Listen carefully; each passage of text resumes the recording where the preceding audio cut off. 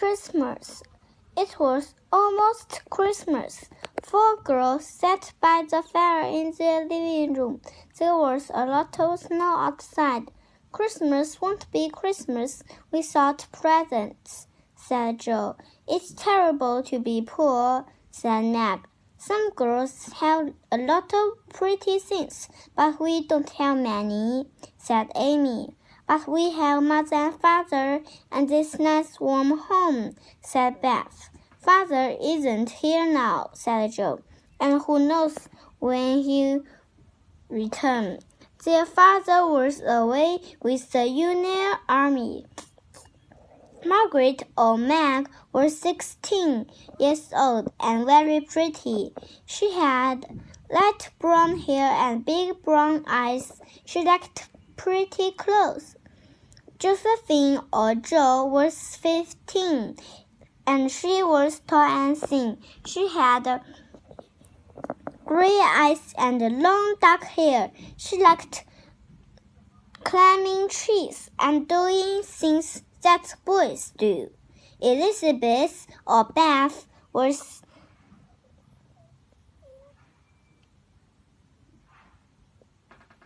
13 and had brown hair and kind blue eyes. She was gentle and very timid and loved playing the piano. Amy was only 12. She was lively and happy. She felt important and thought she was very pretty with her brown hair and blue eyes. Mother will soon be home. Oh, poor Mother, it's snowing outside, said Beth. Let's put her slippers near the fire, said Joe. She looks at them. These slippers are very old. I can get her some new slippers with my $1, said Beth. This Christmas, the sisters had only $1 each to spend. No, I can, said Meg. No, I am going to buy the slippers for Mother, said Joe loudly. Oh, girls, said Beth quietly. Let's each buy Mother something, but not anything for ourselves. She always thought about other people. All right, said Meg happily. I can buy her a pair of gloves, and I can buy her some egg chips, said Beth. Mother likes perfume, said Amy. I can buy her a little bottle. Let's go out tomorrow and buy Mother's Christmas presents, said Beth. Mrs. March came home and took off her wet coat. She sat down near the warm fire and the girls sat near her. I have a letter from Father, she said happily. She read it to the girls. Father's letter was cheerful and full of love for his girls. He told them to work at home and to wait for his return. When will he come home, Mother? Asked Beth. Not for many months, said Mrs. March. He must stay and do his work, and we must work to help all the poor soldiers at war. After dinner, the girls make socks and gloves for the soldiers. The next day was Christmas Eve, and at 9 o'clock in the evening, Beth played the piano, and they sang Christmas carols. Then they went to bed. Joe got early on Christmas morning. Merry Christmas, everyone, she said happily. The 4 girls dressed quickly and went to the kitchen. Hannah, the family servant, was already there. There was a special Christmas breakfast for the family on the table. Merry Christmas, Hannah. Where's Mother? Asked Meg. A poor woman came to ask her for some help, so she went to see her, said Hannah. The girls put their mother's presents in their in the living room. Just then, Mrs. March opened the front door. "Merry Christmas," they all said together. "And a Merry Christmas to you," said Mrs. March. "Listen, girls, there's a very poor woman near here. She and her family came here from Germany. They are immigrants. Her name is Mrs. Hummel, and she has 6 children and a new baby. They have no fire and no food on Christmas Day. Will you give them your breakfast as a Christmas present?" The girls were hungry and looked at the good food on the table. "I'm glad we didn't start eating," said Joe. "Oh, yes," said Beth. "We must take it to that poor family." "I'll take the cakes," said Amy. Cakes were her favorite food, and it was difficult for Amy to give away something she liked. "I'll prepare a nice basket for them," said Meg. "Good," said Mrs. March. "When we come back, we can have some bread and milk." When they returned home, the sisters gave their mother the presents. She was very happy. In the evening, the 4 sisters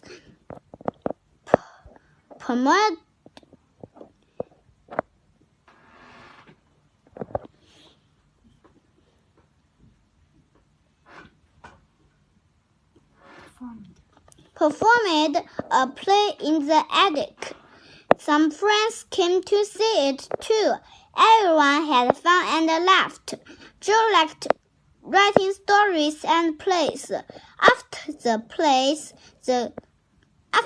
play, the girls and their friends went downstairs to the kitchen. There were all kinds of delicious food on the table, and there were beautiful flowers too.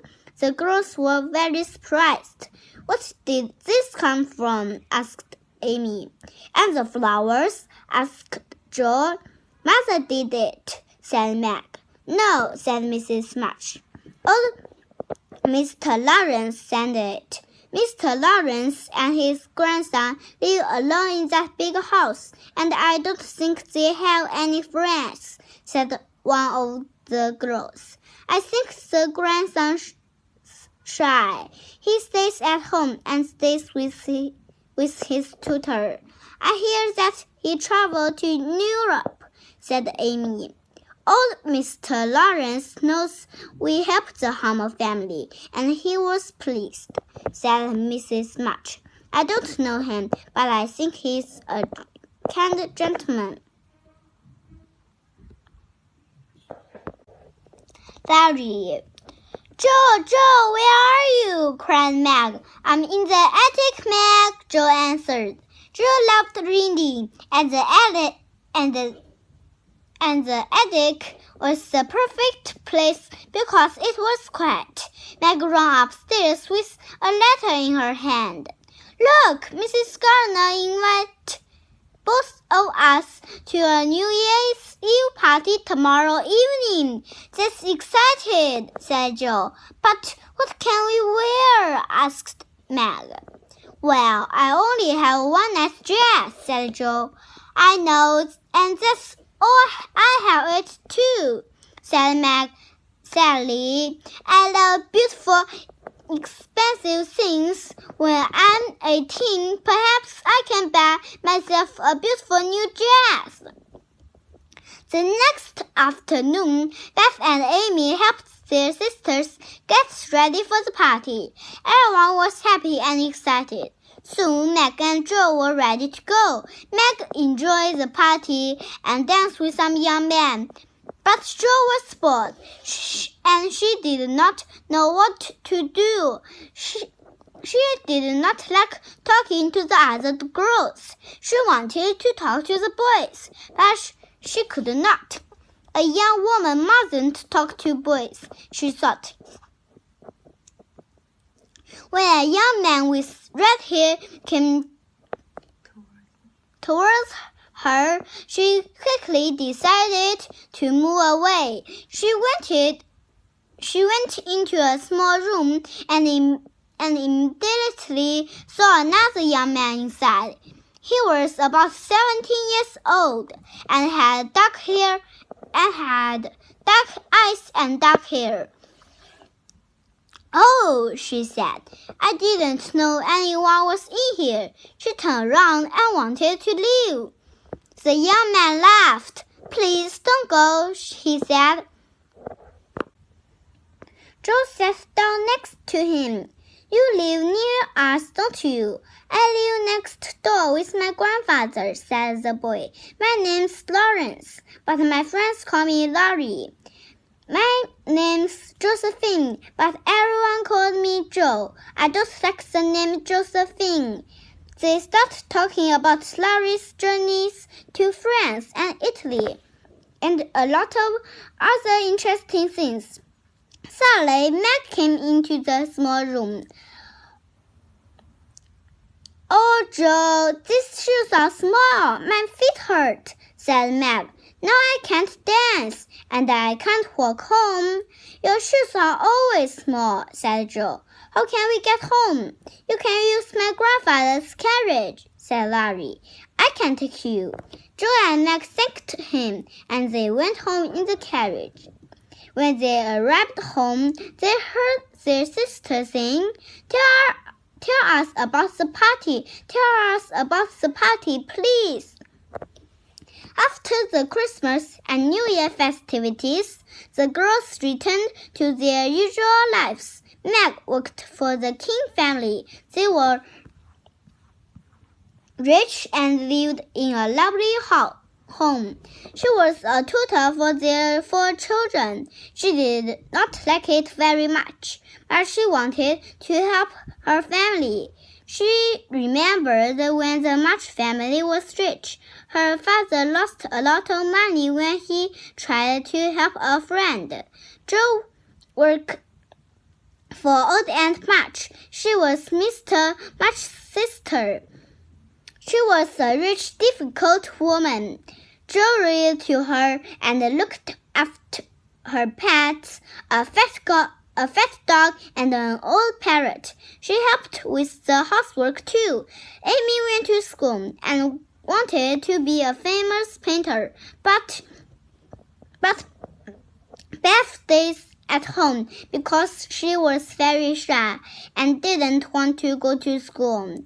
Before her father went to war, she did her lessons with him. Now she studied by herself. She loved music and often played the piano in the living room.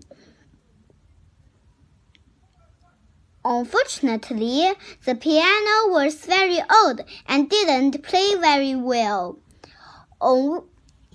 One winter afternoon, Jo was outside in the garden. She could see Lauren's big house and Larry was at the window. Larry looked sad and lonely, she thought. She threw a big snowball at his window. He smiled and opened his window. "Hello, Laurie," she cried. "How are you?" "I was ill, but I'm better now. Can you come and visit me?" "I must ask Mother first." She ran back to her house, and a few minutes later she was at Laurie's front door. "Here I am," she said happily. "Mother sent you her love, and here's some cake for Meg." Larry laughed. "You are all very kind. Thank you." They sat in a beautiful living room near a big fire. "Can I read to you?" asked Jo. "No, let's talk," Larry said. "Tell me about your sisters." Jo and Larry talked and laughed for a long time.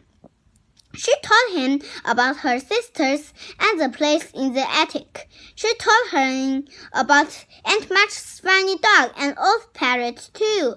Larry liked to listen to her. He was a lonely boy. His mother and father were dead. Only his tutor visited him. He did not have any friends, and Jo wanted to help him. "You can come and visit us when you want," said Jo. "You mustn't stay at home all the time. It's bad for you." Thanks, Joe. I'll come, said Larry happily. They start talking about books, and Larry showed Joe his big library. What a wonderful library, Joe cried. She looked at the books and at the beautiful paintings on the wall.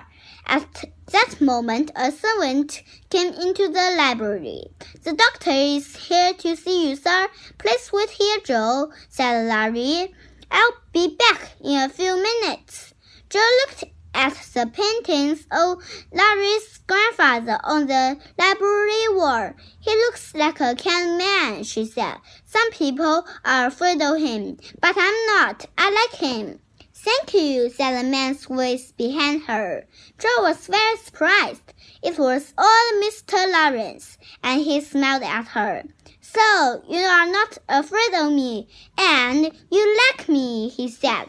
Yes, sir, said Joe. He laughed and invited her to tea with Larry. He was happy because his grandson finally had a friend.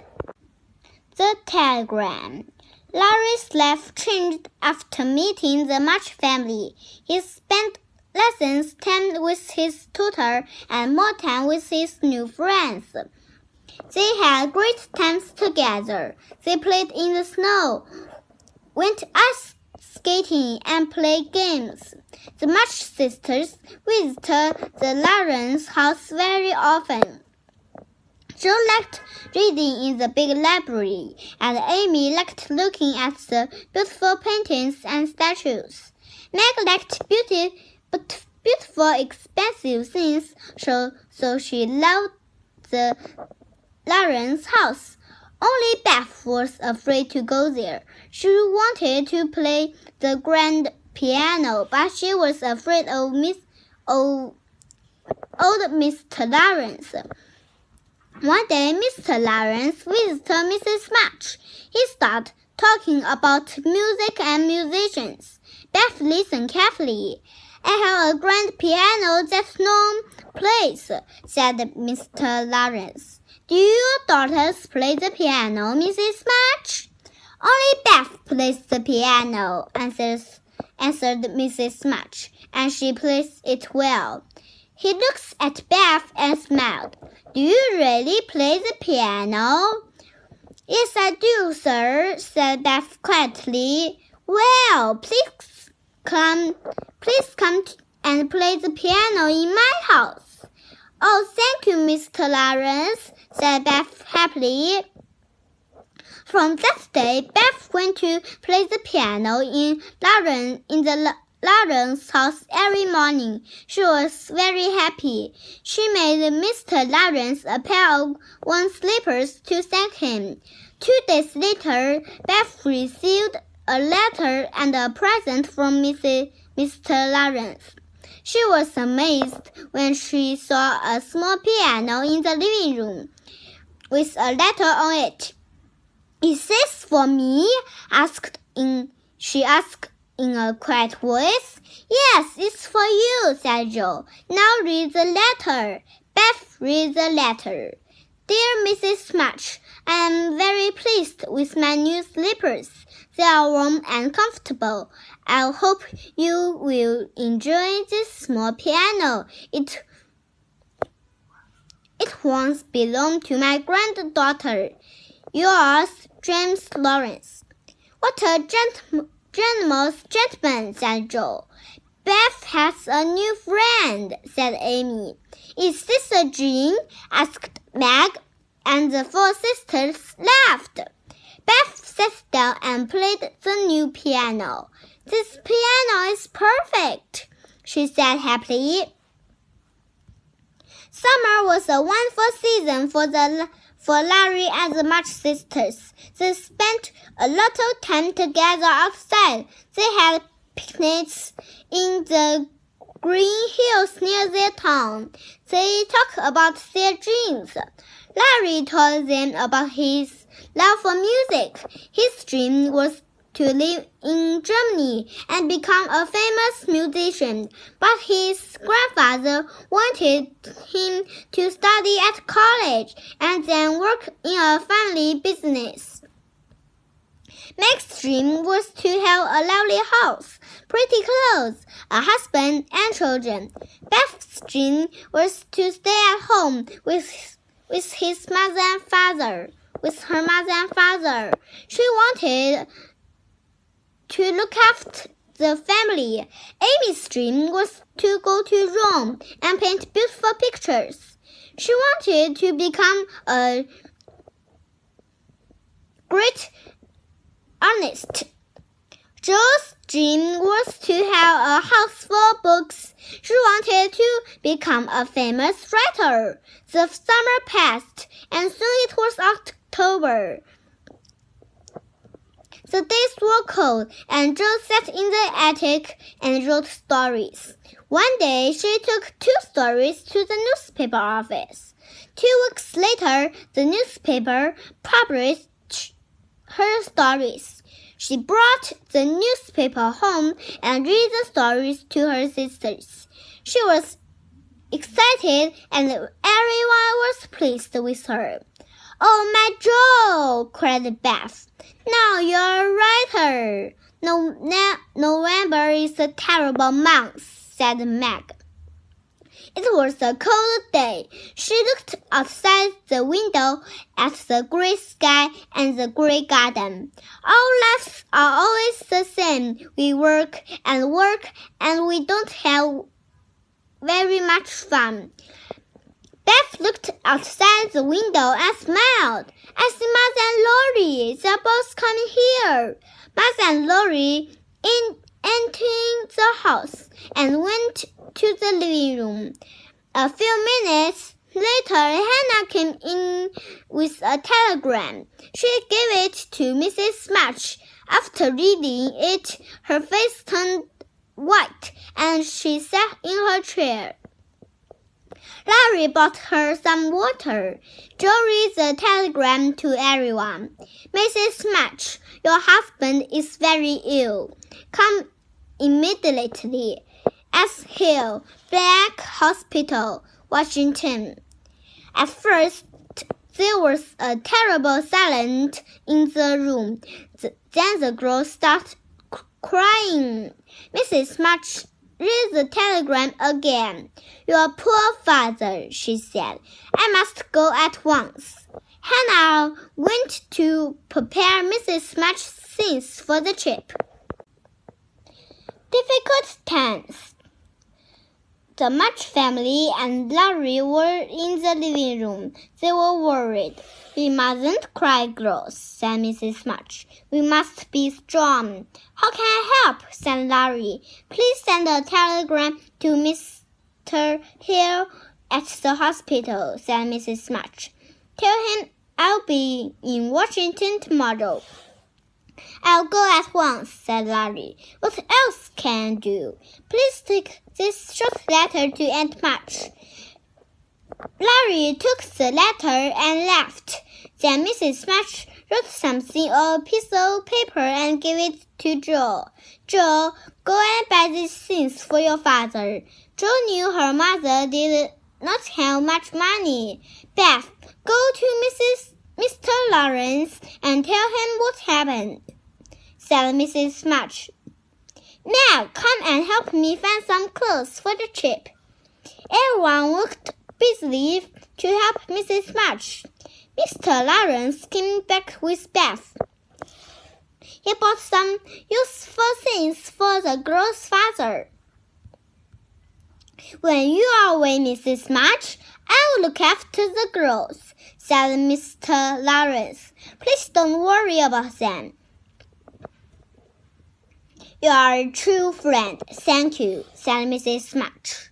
"I'm happy to help you, Mrs. March," said Mr. Lawrence, smiling. Mr. Brooke, Larry's tutor, came to see the family. "Mr. Lawrence is sending me to Washington on business," he said to Meg. I'll travel with your mother and help her when she's there." Meg looked at his kind brown eyes and thanked him. Mrs. March was happy to have someone to travel with. Larry soon returned with the letter from Aunt March. She did not write kind words, but she sent some money for the journey. Mother put the money in her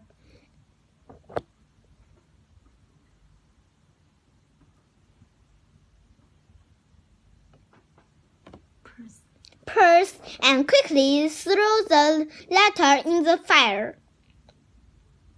When Jo finally came home, she put $25 in her mother's hand. "This money is for father," she said. "Bring him home soon." Everyone looked at her and surprised,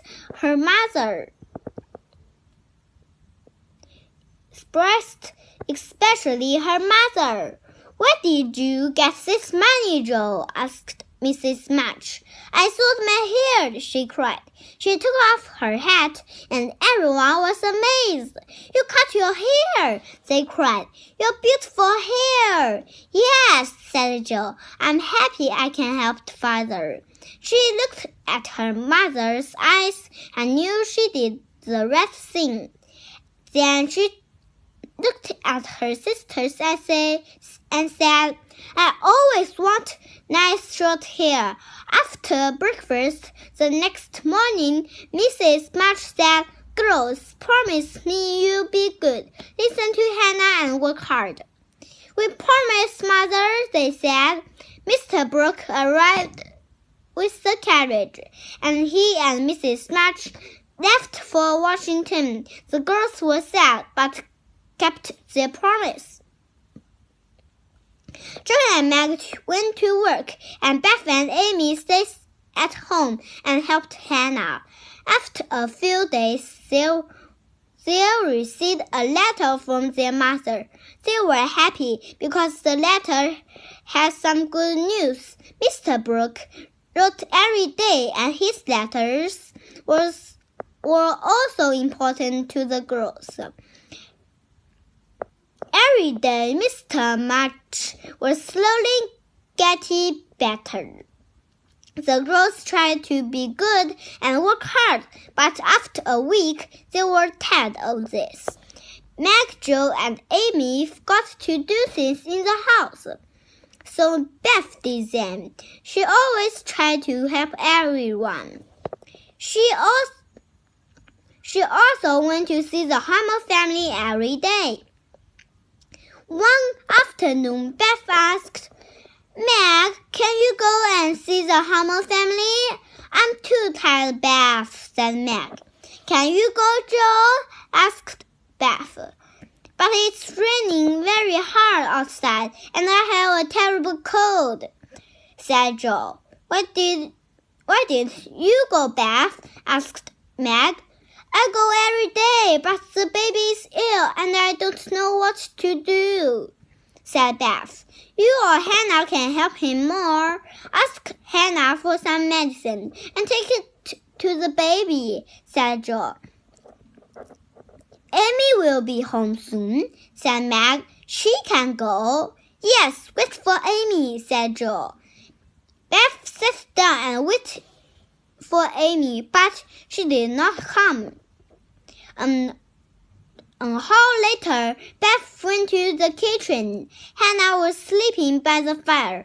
Beth did not feel well, but she decided to go to the Hammers anyway. She prepared a basket with some good things to eat and left the house. When she returned, she went upstairs to her mother's room. She sat on the bed, and Jo found her there. "What's the matter, Beth?"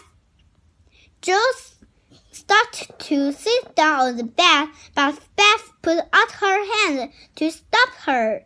"Jo, did you have scarlet fever a few years ago?" "Yes, Meg and I have it at the same time." "Why?" "Oh, Jo," said Beth, "the Hamel family died in my arms. He has scarlet fever, and now I think I have it too." "Beth!" cried Joe. "My poor dear Beth! Oh, why didn't I go to the house this afternoon?" "Don't worry about me," said Beth. "Amy mustn't come here because she could get it." "I'm going to call Dr. Banks," said Joe. "Get into bed and rest, Beth." Dr. Banks came and saw Beth.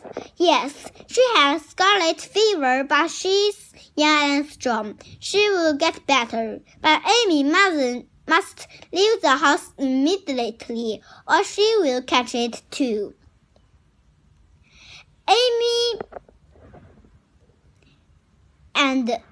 Amy can go and stay with Aunt March," said Hannah. But Amy did not want to go.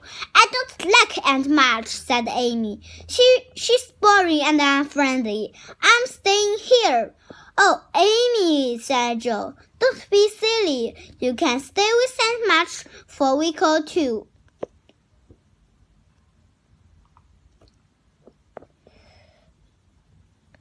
"And when Beth's better, you can come back home." "Yes," said Meg. "Aunt March will be happy to see you." "But I won't be happy to see her," said Amy. "I'm not going." Meg, Joe, and Hannah could not convince her to go, but Laurie did. He promised to visit her every day and take her for a walk or for a ride in the carriage. So Amy went to stay with Aunt March, and Joe stayed at home to look after Beth. Meg smiled. Beth did not get better. She was ill with a high fever for weeks. Joe looked after her day and night. Sometimes Beth did not recognize her sisters and asked for her mother. Meg and Joe were worried. They wanted to write to their mother and tell her, but Hannah said, "No, don't write to her about Beth. Your father is ill too. Beth will get better."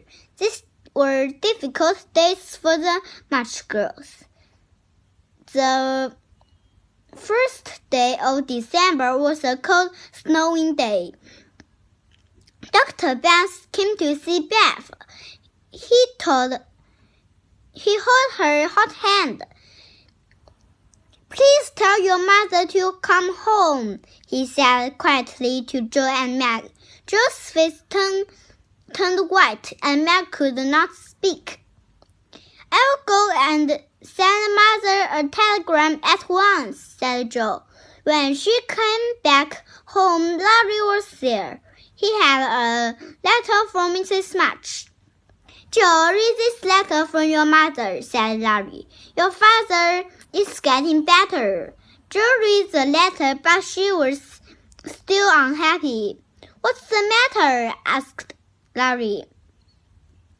"Beth is very ill," said Joe sadly. "Dr. Banks told us to send a message to Mother." Oh no, poor Beth," said Larry. "I'm very sorry."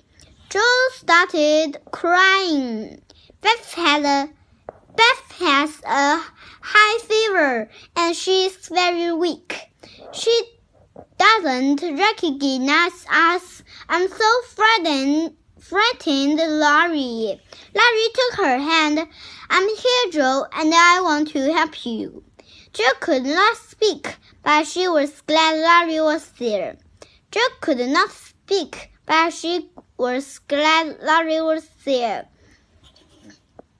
"Please don't cry," said Larry. "I have something good to tell you." "What is it?" asked Joe. "I sent a telegram to your mother yesterday, and she will be here later tonight. My grandfather and I decided to tell her about Beth." "Oh, Larry, you are a dear friend. How can I thank you?" Joe told Meg and Hannah the good news. That evening, Dr. Banks came to see Beth again. He examined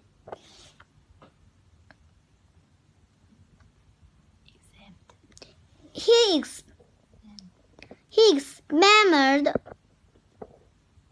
her carefully. "How is she?" asked Joe. "Soon there will be a change," said the doctor. "Beth could get better or worse. Let me know." "Thank you, Dr. Ben," said Meg quietly. Joe and Meg sat near Beth silently and waited for their mother to arrive. It was a long night, and they could not sleep. They were worried about their sister. At 1 o'clock in the morning, Larry went to the train station to meet Mrs. March. At 2 o'clock, Joe went to look outside the window. She heard a movement by the bed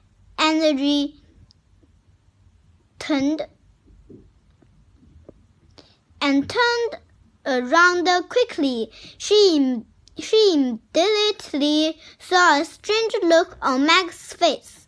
"Oh no," Joe thought. Beth's dead, and Meg's afraid to tell me." Hannah came into the room. She knew all about illness and looked at Beth to see how she was. "Girl, she's better. She doesn't have a fever, and she is sleeping quietly." "I can't believe this is true," whispered Meg. "I can't either," whispered Joe. They were very happy. It was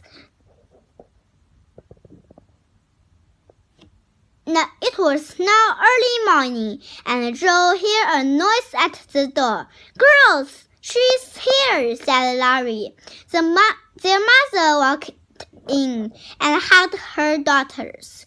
"Your father is feeling better and sends his love," said Mrs. March to her daughters. "I have so much to tell you." When Beth woke up, she saw her mother's loving face. She was very weak and could not speak. She kissed her mother and fell asleep again. That evening, Meg wrote a letter to her father. Jill went to Beth's room and stayed with her mother. "I want to tell you something, Mother," said Jill. "About Meg?" asked her mother. "Yes. How did you know Beth is sleeping now?" whispered.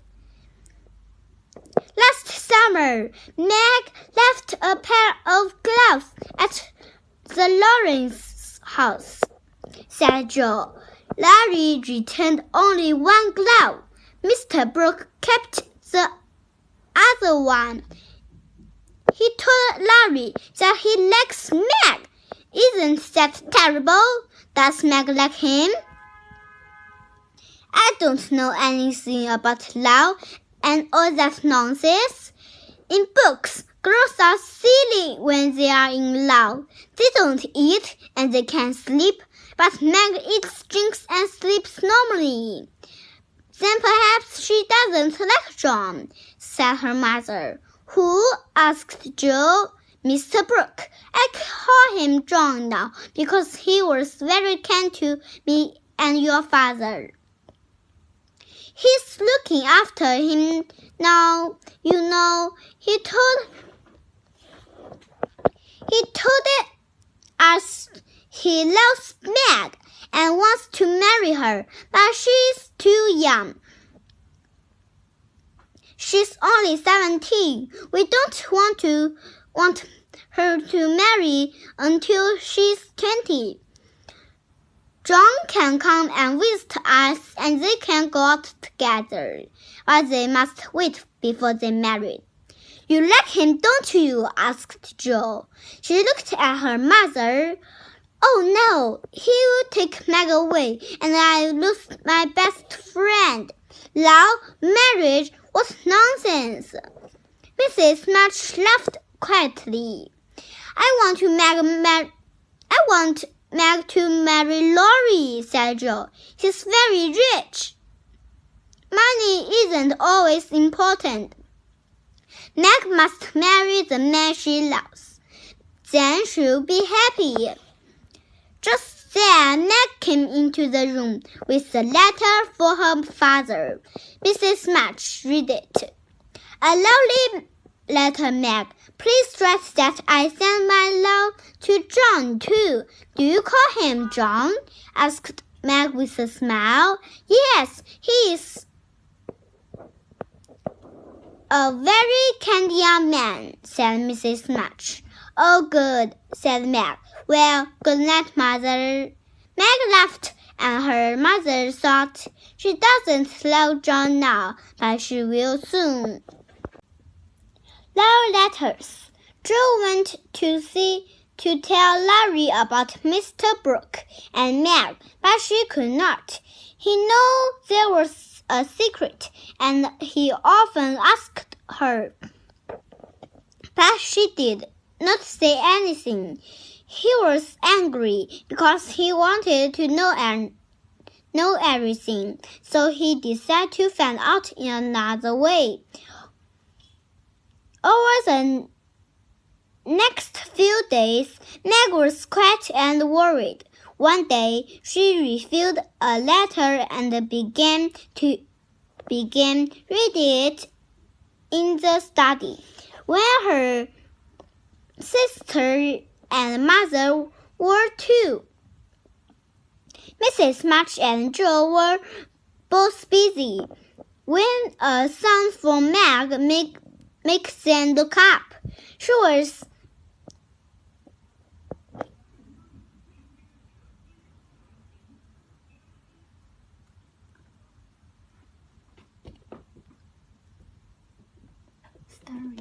staring at her letter with a white frightened face. No, he didn't write this letter, Meg cried. Joe, did you do this? Joe was surprised. What are you talking about? She asked. Look, said Meg angrily. She took another letter from her pocket and gave it to Joe. Joe read the letter slowly. It's a love letter, and it has John's name on it. Tell me the truth, Joe, said Mrs. March. Do you know anything about this love letter? No, I don't, said Joe. Please believe me, Mother. But I know who wrote it. Who? asked Mrs. March and Meg. Larry wrote it, said Joe. Larry, they cried. Meg showed Joe the other letter she received that morning. Look, the writing is the same, cried Joe.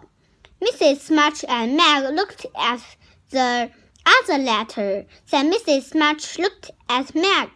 Did you answer the first love letter? Meg looked at her feet, and her face became red. Yes, Mother, I did. She was ashamed. What did you write? Asked Mrs. March. I wrote, Dear Mr. Brooke, I am too young now.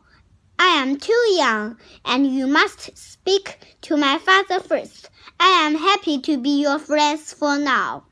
She looked at her mother and Joe, but he didn't read the first letter, and I answered it. Oh, how stupid I was! What will he think of me? Poor Meg did not know what to do. Joe started laughing.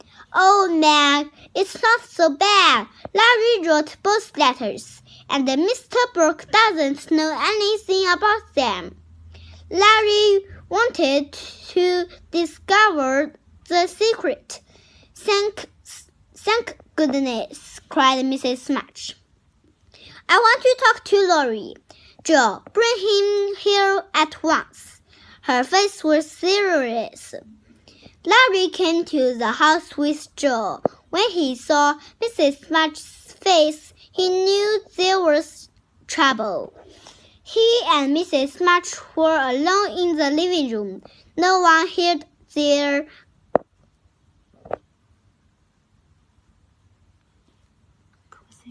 conversation, but Mrs. March was angry. When he came out of the living room, he was ashamed and unhappy. He apologized to Meg and went home quickly.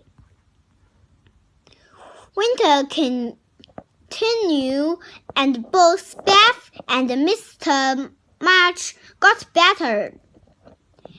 Mr. March and Mr. Brooke were still in Washington. They wanted to come home early in the new year. It was almost Christmas, and Amy was home again. Everyone was happy on Christmas Day. Larry and Joe made a snowman in the garden for Beth. In the afternoon, Larry came to the living room door. He was very excited. "Here's another Christmas present for the March family," he said. Mr. March appeared at the door, and Mr. Brooke was behind him. Mrs. March and the girls could not believe their eyes. It was their father. They ran to him and hugged him. It was a wonderful surprise for everyone. Hannah prepared a big Christmas dinner. Mr. Larry and John Brooke ate with the March family. Everyone talked and laughed. There was a lot of noise and happiness. After dinner, the visitors left. They wanted the March family to be alone together. That evening, the family sat near the fire in the living room. Mr. March looked at his 4 daughters and smiled at them. "Meg, my dear," said Mr. March, "you work a lot to help your mother and sisters." He took her small hands and said, "These are very good hands." Then he looked at Joe. "Joe, your hair is short, but you are not a noisy boy anymore. Now you are a lovely young lady." He looked at Beth. "Beth, my Beth, I'm happy you are well again. We didn't want to lose you." He put his hand on her head. He turned and looked at Amy.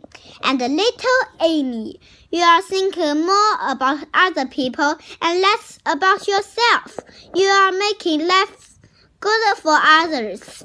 He stopped for a moment and looked at Mrs. March.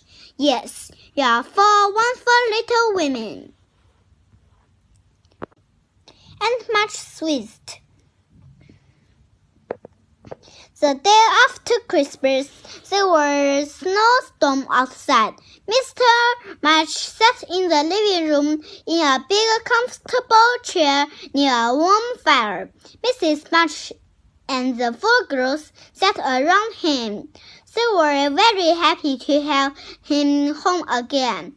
Hannah was happy too and brought hot tea and cookies. Mr. and Mrs. March looked at Meg and then looked at each other. They did not say anything, but they were worried. Meg was silent, and her face became red when someone said John's name. "What's the matter with everyone?" asked Meg. She looked at her sisters and then at her mother and father. Everyone was silent. "Well, why is everyone silent?" Meg asked. "Your John is the problem," said Joe angrily. "Don't say my John," said Meg. I don't care about him. We are only friends." "When he asked you to marry him, what will you say?" asked Joe. Will your face become red, or will you cry, or will you fall into his arms like people do in stories? I'm not silly, said Meg. I already know what to say. What will you say? Said Joe. I'll say, thank you, Mr. Brooke, but I'm too young now. Let's just be friends. Jo smiled when she saw Meg's face become red. Later that afternoon, someone suddenly opened the front door. It was John Brooke. He came into the living room. Good afternoon, he said. I came to see your father and to get my umbrella. She's resting now, but I'll go and tell him you're here, said Jo, running out of the room. She wanted to leave Meg alone with Mr. Brooke. When Jo left the room, Meg got up too. I must go and tell Mother you're here, said Meg. Mr. Brooke stopped her. Don't go, Meg, he said. Are you afraid of me? No, how can I be afraid of you, said Meg. You're kind to Father. Tell me, Meg, do you like me a little? He took her hand and held it. Meg forgot all the words she wanted to say. She wanted to run away, but she also wanted to listen to him. I don't know, she said softly. She looked at her with loving eyes. I love you so much, Meg, he said. Can you love me a little? I'm too young, she said. Oh, wait, he said. Perhaps you learn to like me. Meg was confused and didn't know what to say. Sally and March appeared in the living room. Mr. Brooke left and went into the study. Hello, Meg, said Aunt March, looking around the room. Aunt March, cried Meg, I'm surprised to see you. I came to see your father, said Aunt March. I'll go and call him, said Meg. No, said Aunt March. Wait a moment. Who is that young man? He's father's friend, said Meg nervously. Your father's friend? She asked. Yes, Mr. Brooke, said Meg. He's Larry's tutor, she said, surprised. What's happening here? Is the man you want to marry? She asked in a loud voice. I don't know, said Meg softly. Don't marry him or there won't be a penny in my will for you, cried Aunt March. He's poor. He's a tutor. You can't live on love. Find a man with money, a man with an important job and a bigger home. That tutor only wants you because he knows I'm rich. What a terrible thing to say, Aunt March, cried Meg. It's not terrible, it's true, you silly girl, shouted Aunt March. John is a honest man. He works hard, and he's intelligent. Everyone likes him. I'll be happy with him, and you can leave your money to anyone you want, replied Meg. Aunt March was very angry. Well, you are a very silly girl. You'll be sorry for this. You'll get nothing from me. Goodbye. She left the living room and went away in her carriage. Meg sat down. She was very confused and tired. The next minute, John Brooke came back into the living room and sat next to Meg. I hear everything you said, Meg, said John. Thank you. Now I know that you like me a little. Oh, yes, I do, John, said Meg softly. She looked at her She looked at his kind brown eyes and they hugged. When Joe came back, she saw Meg and John together. She did not know what to think. John stood up and said happily, "Sister Joe, Meg will marry me when she's 20. Joe said nothing and disappeared. That evening, the March family and their friends were in the living room. John was very happy and he told everyone about his plans for the future. "I want to work hard and make a lovely home for Meg," he said. Meg looked at him with glowing eyes. Mr. and Mrs. March already loved him like a son. They knew he was a kind, honest young man. Amy was ready to draw a picture of the two young lovers. She had a big white notebook and artist pencils. Beth smiled happily, and Joe and Larry talked together. Beth smiled happily, and Joe and Larry talked together. "I'm not happy about Meg and John because I'm losing my best friend," said Joe sadly. "Oh, Joe, you have me," said Larry. "We always have great times together, I promise." "I know we will, Larry," said Joe. "You are a true friend." Mr. and Mrs. March sat together quietly and watched their family and remembered their lives 20 years ago. "What a wonderful moment," said Mr. March. And so a difficult year ended for the March family. The end.